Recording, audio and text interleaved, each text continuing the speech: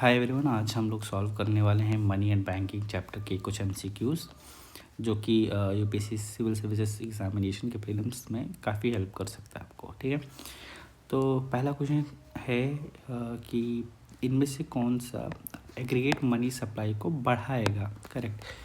तो option number 1, increase in savings by the public in the bank account, या फिर sale of government securities to the public by the central bank, increase in direct taxes, है ना, या फिर central government जो है अगर बोरोइंग करता है फ्रॉम आरबीआई अपने डेफिसिट फाइनेंसिंग को लेकर के।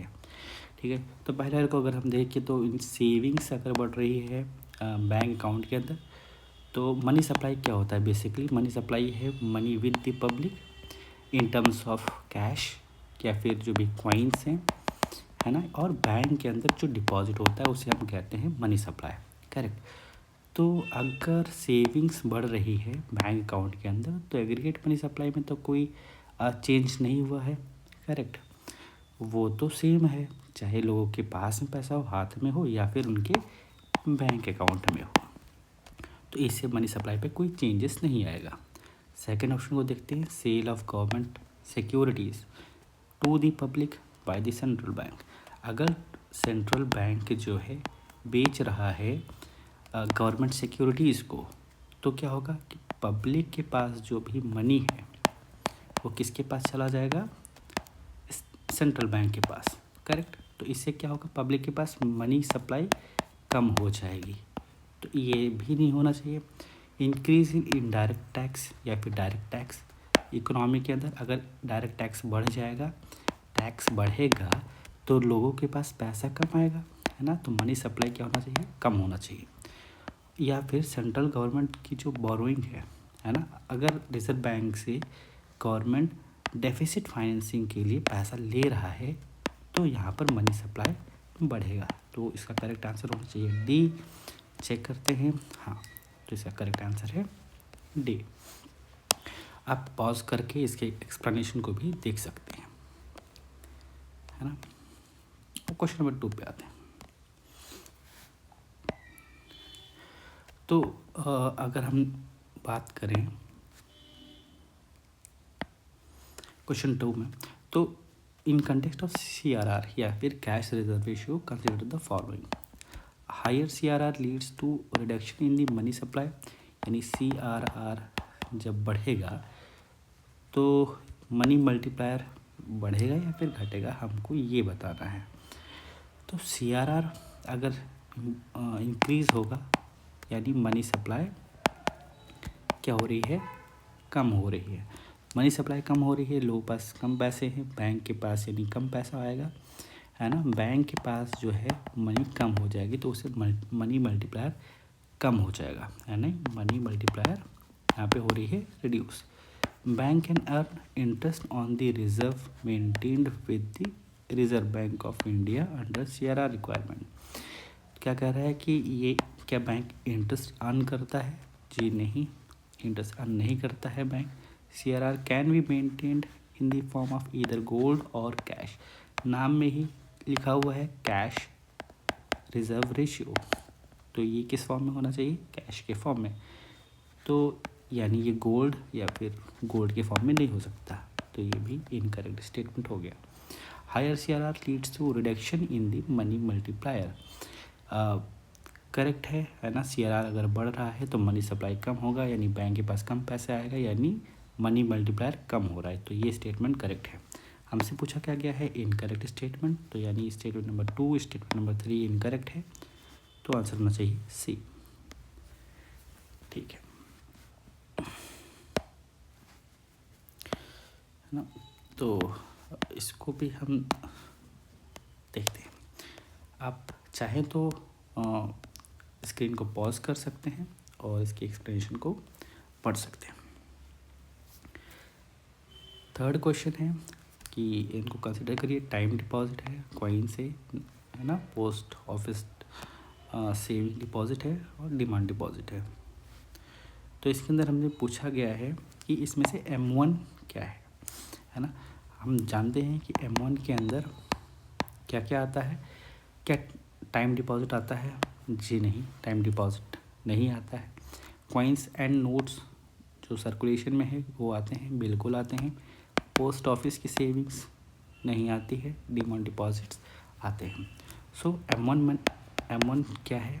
M1 बेसिकली होता है कि जो बैंक के पास पैसे हैं, है ना, net time and net demand deposits, है ना, वो हमारा M1 में आता है। तो इसके अंदर कौन से दो करेक्ट हैं? तो इसमें आएगा ओनली 2। क्वेश्चन नंबर 4, तो अगर हम देखें, with reference to measure of money supply in India consider the following statement. M1 is the least liquid measures and includes only the currency. M1 के अंदर हम जानते हैं कि जो पब्लिक के पास कैश होता है और डिमांड डिपॉजिट जो होती है बैंक के पास, ये किसका पार्ट होता है? M1 का, और ये सबसे ज़्यादा लिक्विड होता है। तो ये स्टेटमेंट गलत हो गया। M3 also known as aggregate monetary resources is the most commonly used measure of the money supply. Statement सही है। Interbank deposits are not included in any of the money supply measures, तो ये भी correct statement है। हमें पूछा गया है इनकरेक्ट स्टेटमेंट, तो इसका सही जवाब होना चाहिए ए।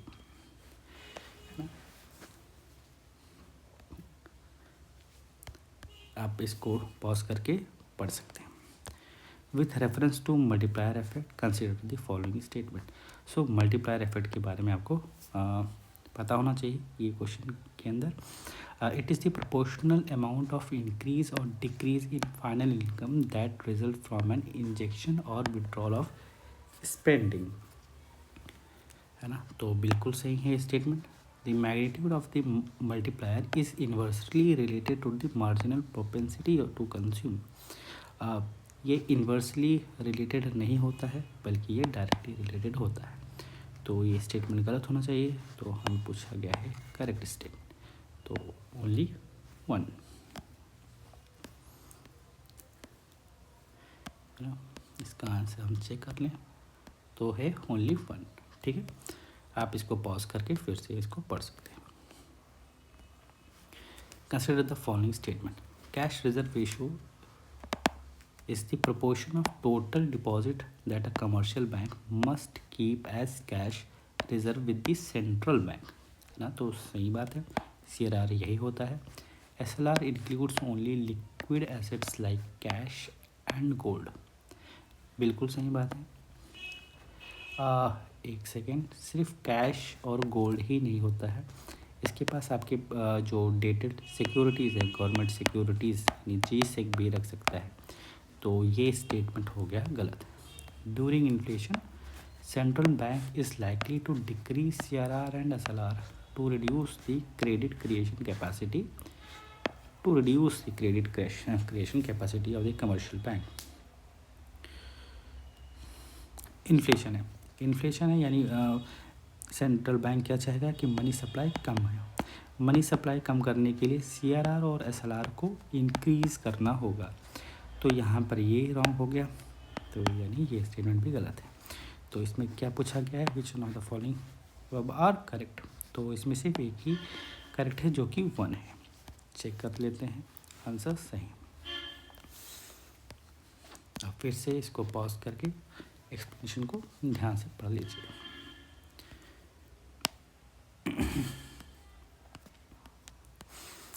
आगे बढ़ते हैं क्वेश्चन नंबर 7 पे। With reference to cash reserve ratio and statutory liquidity ratio, है ना। CRR is maintain by the bank regulation 1949 act, whereas SLR is mandated by the reserve bank of India act 1934। गलत है, CRR 1934 के act में था और SLR 1949 के act में था, तो ये रॉन्ग हो गया। Both CRR and SLR are calculated on the basis of net demand and time liabilities of the bank. हाँ सही है। इसमें एक कन्फ्यूज़न आता है लोगों को कि टोटल टाइम डिपॉजिट एक होता है नेट टाइम डिपॉजिट, है ना, net demand on time liabilities NDTL। ठीक है, कई जगहों पर ये स्टेटमेंट कुछ लोग सही मानते हैं, कुछ लोग गलत मानते हैं। देखते हैं इसके अंदर क्या बताया गया है। हालांकि ये स्टेटमेंट नॉर्मली सही रहता है। The upper limit of SLR is decided by the monetary policy committee of the RBI। जी नहीं, ये मॉनेटरी पॉलिसी कमेटी का काम नहीं है कि अपर लिमिट डिसाइड करें, तो ये रॉन्ग हो गया। तो देखते हैं 7 का आंसर होना चाहिए ओनली 2। इनकरेक्ट पूछा गया है, तो इसमें आंसर होना चाहिए 1 और 3। ठीक है, तो वही बात है, इस स्टेटमेंट नंबर 2 को ये करेक्ट माने हैं, है ना। एक्सप्लेनेशन देख लेते हैं आखिर ये क्या एक्सप्लेन करना चाहते हैं। बिल्कुल यहाँ पर देखेंगे स्टेटमेंट 2 इसका incorrect. CRR is calculated based on the banks total demand and time liabilities. इस क्वेश्चन को मैं खुद जो है डाउट की कैटेगरी में रखूँगा, है ना। एक बार आप ये वाला स्टेटमेंट वेरीफाई कर लेना, है ना। उसका रीज़न ये है कि कहीं जहाँ पर ये PDTL लिखा जाता है और कहीं कहीं पर NDTL, दोनों जो है वो NDTL पे आते हैं। ठीक है, सो क्वेश्चन नंबर 8 को देखते हैं। Cash reserve ratio is the percentage of banks net demand and time liabilities that is required to maintain as cash reserve with RBI। बिल्कुल सही है। During periods of high inflation the RBI reduces the cash reserve ratio to control inflation। Inflation को control करने के लिए money supply हमें reduce करना होगा। मनी सप्लाई रिड्यूस करने के लिए आप क्या कर सकते हैं, जो कैश रिजर्व रेशियो है या फिर SLR है उसको आप इंक्रीज़ करते हो। तो इन्होंने बताया कि इन्फ्लेशन के टाइम पे RBI रिड्यूस करेगा, तो यानी ये स्टेटमेंट गलत हो गया। Bank gets regular interest on the money that is with the RBI under the CRR requirement. ये इंटरेस्ट बैंक को नहीं मिलता है CRR या फिर जो भी CRR एज अ CRR अपने बैंक जो है सेंट्रल बैंक के पास रखती है, उस पर कोई इंटरेस्ट नहीं मिलता है। तो पूछा गया है करेक्ट स्टेटमेंट, तो इसका सही जवाब होगा 1। ठीक है, क्वेश्चन नंबर 9 को देखते हैं। Consider the following statement regarding the standing deposit facility. तो it is a total SDF क्या है, it is a tool used by the RBI to absorb excess liquidity from the bank. Correct है। There is no need for collateral in SDF। सही है। It can be use as a tool to control inflation. बिल्कुल सही बात है। तो इसका answer क्या पूछा है करेक्ट इन्होंने, तो इसका आंसर होना चाहिए C। ठीक है, सो यहाँ पर देख लेते हैं 2018 में एक अमेंडमेंट आया था सेक्शन 17 के अंदर, RBI एक्ट के अंदर सेक्शन 17 था, उसके अंदर अमेंडमेंट किया गया। ये एम्पावर करता है रिजर्व बैंक को कि वो SDF को कर सकता है, यानी ये एडिशनल टूल था जिससे कि RBI लिक्विडिटी को ऑब्जॉर्व कर सकता है without any collateral. Question number 10 को अगर हम देखें, with reference to monetary policy committee consider the following statements. Reserve bank of India is empowered to constitute the monetary policy committee in consultation with commercial banks. Commercial banks नहीं, इसके अंदर कौन होता है, गवर्नमेंट्स होती है। ये गलत हो गया। The decision of the MPCs are not binding on the reserve bank of India. Decision of the MPC are not binding, ये बाइंडिंग होती है ना, इनकी डिसीजन जो होती हैं बाइंडिंग होती है। तो ये स्टेटमेंट इनकरेक्ट हो गया, तो इसका सही आंसर होना चाहिए D। चेक कर लेते हैं। ठीक है, क्वेश्चन नंबर 11 के पे आते हैं। In context of index number and their adjustment for comparability which one among the following terms describe the process of adding new items and removing the old ones to reflect market changes. तो ये splicing का है ना, ये splicing की definition है, आप इसको पढ़ सकते हैं। नेक्स्ट क्वेश्चन पे आते हैं। Consider the following statement regarding the monetary policy committee. तो ये एक स्टेटरी बॉडी है अंडर आरबीआई एक्ट 1934, बिल्कुल सही है। It determines the inflation target in terms of consumer price index once every 5 year। Inflation target क्या होगा ये डिसाइड करता है कौन? गवर्नमेंट। तो ये स्टेटमेंट रॉन्ग हो गया। The decision of the committee is binding on the RBI. पिछले क्वेश्चन में ही हमने ये चीज़ देख लिया है कि ये जो भी कमेटी की डिसीजंस होंगी वो बाइंडिंग होंगी आरबीआई के ऊपर। तो ये करेक्ट है, हमसे पूछा गया है करेक्ट। और लास्ट स्टेटमेंट भी करेक्ट था। तो 1 and 3 करेक्ट है, यानी only 2 B. Question number 13, in context of cash reserve ratio consider the following. A high CRR is decreases the value of money multiplier. अगर CRR ज़्यादा होगा तो इसका मतलब बैंक्स के पास लैंड करने के लिए कम मनी होंगे, है ना। मनी अगर कम है बैंक के पास लैंड करने के लिए, तो यानी उसे मल्टीप्लायर इफेक्ट कम आएगा। अगर मनी मल्टीप्लायर इफेक्ट कम आएगा, यानी ये मनी मल्टीप्लायर डिक्रीज हो जाएगा। High CRR decreases the value of money multiplier. तो ये करेक्ट हो गया statement. Money gets interest on the banks gets interest on the money that is with the Reserve Bank of India under the cash reserve ratio। तो interest नहीं मिलता है, wrong है। The cash reserve ratio can be maintained either in the gold और cash. नाम में ही cash है तो सिर्फ कैश रख सकते हैं, गोल्ड में नहीं। पूछा गया है इनकरेक्ट, तो सही जवाब होगा ए।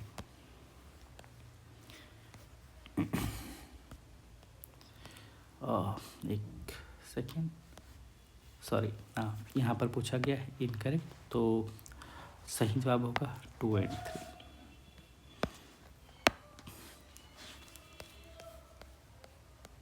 Question number 14, which of the following statement is correct regarding the base rate. तो बेस रेट होता क्या है? इट वॉज इंट्रोड्यूस्ड ऑन, मतलब बेस रेट से के बारे में कौन सा सही है? Introduced on the 1 January 2014 as the benchmark for all foreign currency loans. जी नहीं, फॉर देखते हैं आगे। It is the highest interest rate at which bank can land as per RBI guidelines. It is the rate at which the RBI lends to commercial bank for short term purpose. It is the minimum interest rate below which a bank cannot lend except a few cases allowed by RBI। तो correct definition bank base rate ही यही है। तो question number 14 का answer होना चाहिए D. Base rate के बारे में थोड़ा सा देख लेते हैं। Base rate is the minimum interest base rate is the minimum interest rate below which bank cannot lend except in some specific case allowed by the RBI। It was introduced on 1 July 2011 और हमारे option के अंदर था 2014। ठीक है, तो इसलिए ये रॉन्ग हुआ। The reason for introducing base rate was to bring out the transparency in bank lending rates as well as to improve monetary policy transmission। ठीक है, कंसिडर क्वेश्चन नंबर 15 को देखते हैं। Consider the following statement regarding the monetary policy committee MPC। The MPC focuses on maintaining inflation with in a target range. सही बात है, MPC का primary focus यही है। Each member of the MPC has 1 vote. सभी members के पास एक vote होता है, हालांकि गवर्नर के पास एक कास्टिंग वोट भी होता है। ठीक है, MPC is mandated to meet at least twice a year to review the monetary policy। ये twice the year mandated नहीं है, ये है 4 times a year। तो ये रॉन्ग हो गया। सो चलो, अगर कास्टिंग वोट को अगर हम, ये एक्सेप्शनल है, इसको हम अगर हटा दें तो ये स्टेटमेंट इन जनरल सही होना चाहिए। तो इसका आंसर होना चाहिए बी, करेक्ट। कौन कौन से स्टेटमेंट उन्होंने सही किया है? स्टेटमेंट नंबर 2 इज़ करेक्ट, है ना, तो सही है। With reference to reserve deposit ratio, reserve deposit ratio यानी रिजर्व और deposit, consider the following statement, it is the measure of the people's preference for liquidity. People's preference for liquidity ये होता है कैश डिपॉजिट रेशियो, यानी जो लोगों के पास कितना कैश है और लोगों ने कितने बैंक के अंदर अपना डिपॉजिट रखा है। तो ये रॉन्ग हो गया। It consist of vault cash in commercial bank, तो ये सही है। It is often used by banks to meet the cash requirement of account holders, तो ये भी करेक्ट है। रिजर्व डिपॉजिट रेशियो, तो इसका आंसर होना चाहिए डी या फिर बी, है ना, ओनली 2, क्योंकि ये दोनों करेक्ट है, हमसे पूछा गया है करेक्ट। चेक करते हैं, ठीक है। क्वेश्चन नंबर 17 को देखते हैं। गवर्नमेंट के जो मेजर्स, आरबीआई के जो मेजर्स हैं और उनके पर्पस क्या है। इंक्रीज करना पॉलिसी के रेपो रेट को, ठीक है। अगर रेपो रेट को बढ़ाओगे तो क्या होगा, मनी सप्लाई कम हो जाएगा। इसे control the rise in inflation, तो सही है। Reduction in the excise duty on the petrol और डीजल, अगर एक्साइज ड्यूटी कम होगा यानी चीज़ें सस्ती हो जाएंगी, यानी कोई मिला के इनडायरेक्टली मनी सप्लाई क्या हो रहा है, बढ़ रहा है। Stabilise the retail price of the fuel, है ना, तो prices of fuel will decrease, तो इसका मतलब स्टेबलाइज हो जाएगी market. Imposition of stock limits on edible oil and oil seed, availability of essential commodities, तो ये भी सही होना चाहिए। तो 17 का क्या होना चाहिए answer, C. 18 with reference to tools of credit control in an economy, consider the following statement। Credit control को लेकर क्वेश्चन है। Cash reserve ratio is time consuming process while open market operations produces immediate effect, ठीक है। यानी CRR और OMR के बीच में आपको, OMO के बीच में आपको क्या है, कंपैरिजन दिया है कि कौन सा फास्टेस्ट होगा।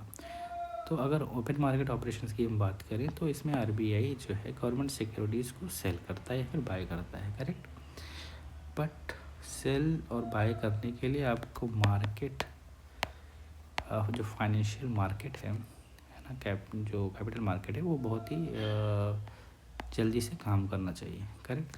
बट कैश रिजर्व रेशियो क्या करता है कि ये बैंक्स के ऊपर ऑब्लिगेशंस क्रिएट कर देता है कि भाई आपको इतना परसेंट अपने NDTL का आरबीआई के पास रखना होगा, है ना।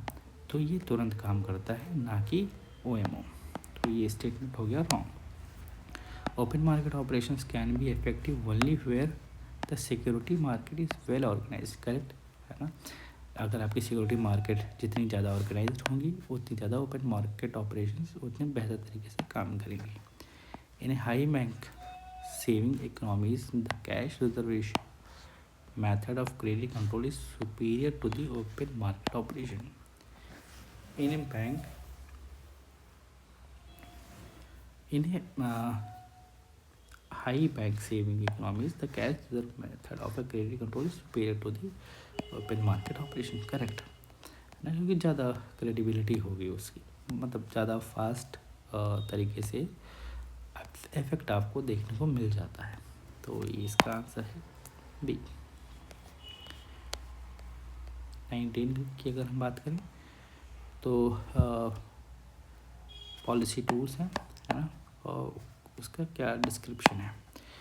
पहला है लिक्विडिटी एडजस्टमेंट फैसिलिटी, तो एक पीनल, ये बता रहे हैं पीनल रेट है at which scheduled bank can borrow money from the RBI and is always fixed at higher interest rate. ये आपका मार्जिनल स्टैंडिंग फैसिलिटी होती है, तो ये रॉन्ग हो गया। ओपन मार्केट ऑपरेशंस को देखें।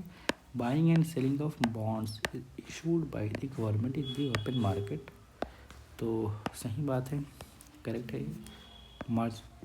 मार्जिनल स्टैंडिंग फैसिलिटीज़ को देखते हैं। The rate at which banks lend their money to the RBI, है ना। तो rate at which banks lend their money to reserve bank, तो ये होता है रिजर्व रेपो रेट, है ना। तो ये भी रॉन्ग हो गया। LTRO होता है क्या, a tool used by the RBI to lend money to banks on fortnightly basis। Long term है तो फोर्टनाइटली नहीं हो सकता है, बेसिकली ईयर वाइज होता है ना। 4 साल, 5 साल, 40 साल तक, जितना भी लंबा चाहे, तो फोर्टनाइटली नहीं, ये रॉन्ग हो गया। तो इसका आंसर होना चाहिए ए। चेक करते हैं, सही पे 1 इनकरेक्टली मैच्ड, हमने इनकरेक्ट बताया। सिर्फ पेयर 2 को करेक्टली मैच हमने किया है। Pair 2 is correctly matched, pair 3 is incorrectly matched और pair 4 is incorrectly matched. Question number 20। Question number 20 की अगर बात करें तो इसमें पूछा गया है कि the reserve bank of India is mandated to manage the receipt and payment of the central government as per the RBI act 1934। बिल्कुल सही। The reserve bank of India can not enter into agreement with state government to manage their transaction. तो भाई क्यों नहीं कर सकता है, दोनों का यही करता है। तो पूछा गया है इनकरेक्ट स्टेटमेंट। तो इनकरेक्ट कौन सा है, स्टेटमेंट नंबर 2 हमारा इनकरेक्ट है। तो सिर्फ और सिर्फ होना चाहिए बी, है ना। तो यहाँ पे देख लेते हैं। According to section 21A of the RBI act 1934, reserve bank of India can enter into agreement with state government to manage their transaction. As of now such agreement exist between RBI and all states except Sikkim, है ना। सिक्किम को छोड़ के, सिक्किम का अपना financial agreement है ना, अलग से वो स्टेट्स को देखता है ना।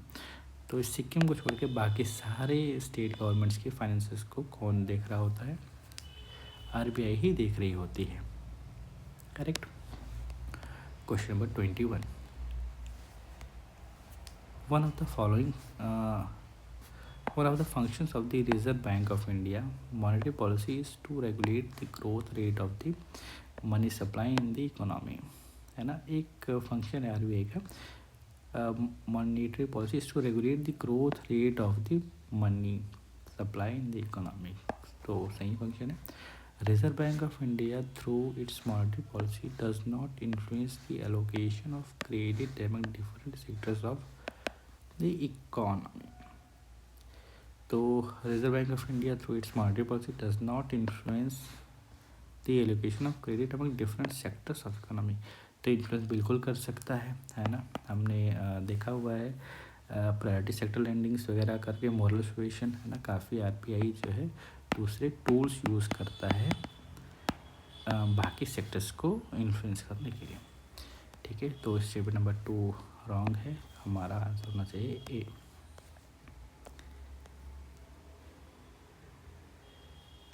है ना। यहाँ पर हम देख सकते हैं contrary to the statement RBI monetary policy significantly influences the allocation of credit among different sectors of the economy through its policy decisions.